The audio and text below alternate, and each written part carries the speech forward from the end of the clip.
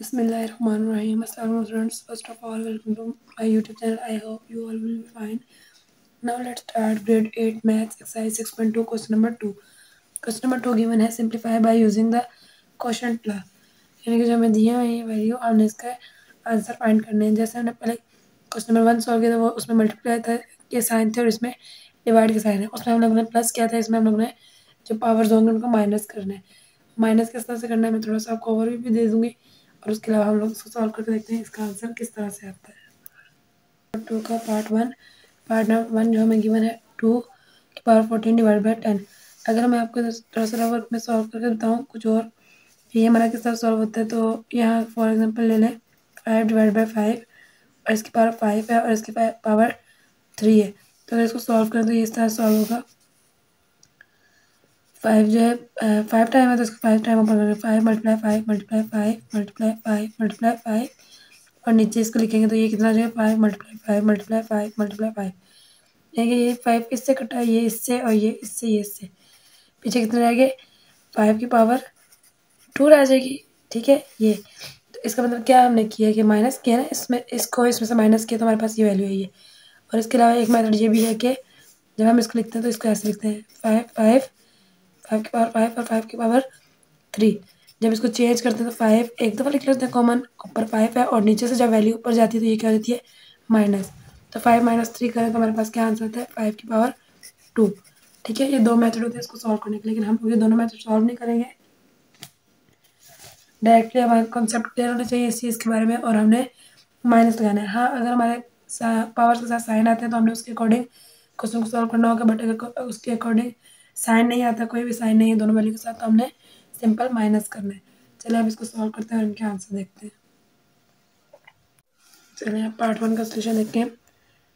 2 divide by 2 एक की power 14 है और एक की पावर 10 है. तो सिंपल हमने क्या करना है, इसको माइनस कर लेना है. इक्वल 2 की power 14 minus 10 is equals to 14 में माइनस 10 किया तो हमारे पास 4 रहेगा. तो हमारा 2 की पावर 4 आंसर आ जाएगा. ठीक है, इस तरह आप देखेंगे. पार्ट 2 है. पार्ट 2 में हमें गिवन है x10 और डिवाइड बाई x5. तो इसे सॉल्व करें तो हम लोग as it is x base से तो वो इसको कॉमन ले लेंगे, सेम है. ऊपर 10 माइनस 5 तो x ऐसे आ जाएगा एज इट इज़ और 10 में से 5 माइनस किया तो 5 x की पावर 5 हमारा आंसर आ जाएगा. अब नेक्स्ट पार्ट देखेंगे तो इसमें है पार्ट नंबर 3 में x cube y 5 divided by x square y cube. अब एक्स वाई जो बेस है वो तो सेम है हमारी. ठीक है, उसको हम एक दफ़ा राइट कर लेंगे यहाँ पे एक्स वाई और एक्स की वैल्यू क्या आएगी हमारे पास. एक्स को हम लोग अलग लिख लेते हैं. ये एक्स है, पहले एक्स की वैल्यू लिख लेते हैं 3 और प्लस इसमें हमने माइनस करना है -2 वाई की पावर 5 और इस वाई की पावर -3. ठीक है, इस तरह हमारा आंसर आएगा. एक्स को माइनस किया 3 को माइनस किया 2 से 1, तो जो हमें 1 लिखने की ज़रूरत नहीं है. और 1 वाई 5 में से -3 किए तो 2 आंसर और साइन प्लस का लगेगा. ठीक है, तो हमारा ये आंसर है एक्स वाई की पावर स्क्वेयर. पार्ट 4 है -4 इंटू ब्रैकेट पावर जो है 7 और डिवाइड बाई -4 पावर जो है 5. तो अब जो बेस है वो तो हमारे सेम आ रही है, उसको हम ले लेंगे -4 और जो ऊपर पावर्स हैं वो चेंज है तो 7 माइनस 5. जब इसको सॉल्व करेंगे तो हमारे पास क्या आएगा -4 इंटू ब्रैकेट 7 में से 5 गया तो 2.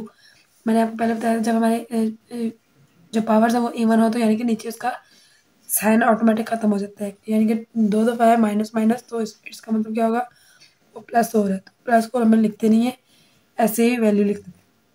हमारा आंसर आएगा 4 की पावर स्क्वायर आंसर. ठीक है, ये पार्ट 4 सॉल्व हो गया. अब चलेंगे पार्ट 5 की तरफ. पार्ट 5 है. पार्ट 5 में गिवन है x9 डिवाइड बाई y9. तो अगर हम लोग देखें x को हम लोग किसी क्वेश्चन में लिख सकते हैं x डिवाइड बाई y एक दफ़ा और इसको ब्रैकेट में करके ऊपर होल स्क्वायर में इसकी जो ब्रैकेट के ऊपर पावर जो है वो हम लोग एक दफ़ा लिख देते हैं 9. तो ये हमारा आंसर हो जाएगा. ठीक है, अब पार्ट 6 देखते हैं. पार्ट 6 हमारा है bracket -11 by 3 into bracket 12 power divided by -11/3 bracket और ऊपर 10। तो बेस हमारी इसमें सेम आ रही है, तो बेस सेम आ रही हो तो हम लोगों ने क्या करना है, बेस को एक दफ़ा लिख लेना है -11/3 और पावर क्या है 12 -10। जब इसको माइनस करें तो हमारे पास क्या आएगा, -11/3 और 10 में से 12 में से 10 गए तो पावर 2। ये हमारा आंसर आ जाएगा। ओके, पार्ट नंबर 7 देखिए। पार्ट नंबर 7 में गिवन है बेस हमारी सेम है -4/5 और जो पावर ऊपर है वो चेंज है, इस पे 10 है और इस पे 8 है, ठीक है। तो इसको अगर सॉल्व करें तो हमारे पास क्या आता है, पावर को हम लोग बेस को एक दफ़ा लिख लेंगे -4/5 इंटू ब्रैकेट और ऊपर 10 -8। 10 में से 8 माइनस की तो हमारे पास आंसर आ जाएगा 2। तो -4/5 इंटू ब्रैकेट 2 आंसर, ठीक है। अगर माइनस में तो कोई इशू नहीं, अगर आप नहीं आगे इसको सॉल्व करते तो कोई मसला नहीं, लेकिन अगर आप सॉल्व कर लेते हैं तो ठीक है, जैसे आपको बेहतर लगे आप कर लें। अगर आप यहाँ भी छोड़ दें तो आंसर ये आंसर ठीक है, लेकिन इसको फर्दर सॉल्व करते तो भी आंसर ठीक आएगा। अब यहाँ पे देखें बेस हमारी सेम आ रही है -x y, तो इसको हम एक दफ़ा लिख लेंगे -x y और ऊपर जो पावर्स है वो चेंज है 6 -4। तो ऐसे हमारा आंसर में आ जाएगा -xy, 6 में से 4 माइनस किया तो 2। ये हमारा आंसर आ जाएगा, ठीक है। पार्ट 9 देखें। पार्ट 9 में गिवन है 12c power 9 divided by 4c power जो है 3। अब जो पहले हमने ये पढ़ा था कि जो ऊपर पावर होती है वो पूरे वर्ड्स के साथ होती थी, लेकिन यहाँ पे क्या है, सिर्फ जो पावर है वो सी के साथ है। तो हम इसको ऐसे लिख सकते हैं 12c power 9 divided by 4c power 3। अब 4 1 4, 4 3 12, तो इधर आ गया 3c और c के साथ 9 और ये नीचे वाली वैल्यू है, ये c कॉमन ले लिया तो c 3 ऊपर चला गया, तो ये जाके माइनस हो जाएगा, यहाँ प्लस और यहाँ जाके माइनस हो जाएगा। तो इसका आंसर क्या आएगा 3c 9 -3 किया तो 6, 3c पावर 6 आंसर आ जाएगा हमारा, ठीक है। यहाँ तक क्वेश्चन नंबर 9 क्लियर हो गए। क्वेश्चन नंबर 2 में कोई पार्ट 9 ही था जो कि हम सॉल्व कर चुके हैं, तो बाकी नेक्स्ट क्वेश्चन जो हम नेक्स्ट वीडियो में सॉल्व करेंगे। अभी तक के लिए इतना काफ़ी है। अल्लाह हाफिज़ एंड पी एम।